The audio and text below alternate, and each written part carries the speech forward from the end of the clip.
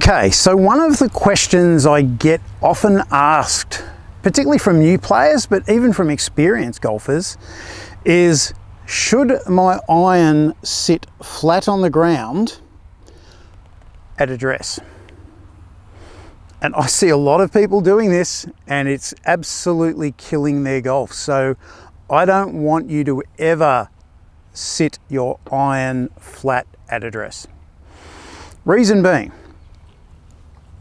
if you're sitting your irons flat at address, your hands are going to be too high and there's going to be a straight line going through your arms and the shaft of the club. The reality is we need there to be an angle between our arms and the club in order for us to use our hands correctly. So the higher I get my hands and the flatter the club sits at address, the less I can use my hands. I'm going to engage the wrong muscles in the body and I'm going to hit poor shots, probably leading to a shot that goes right.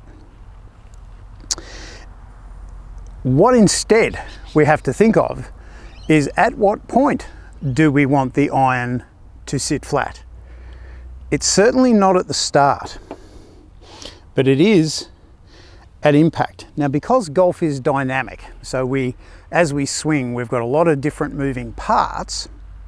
When we're trying to achieve power, no matter where I start or how low my hands start from, there's going to be an element of when I come down and hit the ball, my hands are going to get higher in relative terms. So if I draw a line through the angle of my shaft, when I hit the golf ball, it's going to be a different line.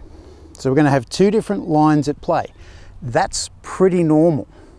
So where we want the club to sit flat is at impact, not at the start. So if I take my setup here and I try and hit the golf ball, that's just my stock standard little draw shot. The club has sit relatively flat. There's actually a mark on my club right in the middle. No coincidence that I have these clubs fitted to me. If the mark is in here, the ball's going to go a long way left. If the mark is over here toward the toe, it's going to go a long way right. So it means that you're coming down with the toe making contact with the ground. Now, if we look back at that video or that shot that I just hit, we'll look at where is the line going through my shaft when I start, where is the line through my shaft at impact, and there is a difference there of a few degrees.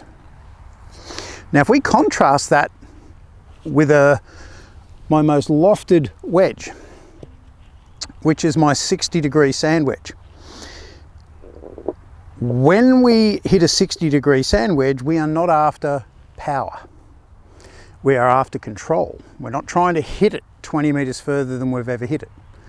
We just want to hit it a specific distance. So because we're trying to swing within ourselves, that line that we spoke of a few minutes ago, of where I start from, my hands are going to come back pretty much in the same spot.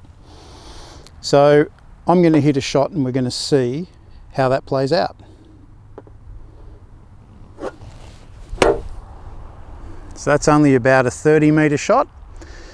The scratch mark is right in the middle of my club. My hands stayed low through impact. That's because I'm not after power.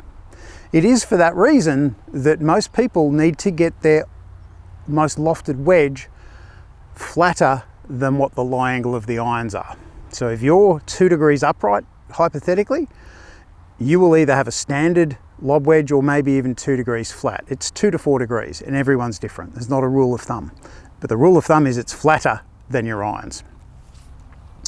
And it all comes about because of we're trying to hit the ball in the air, we're keeping our hands low.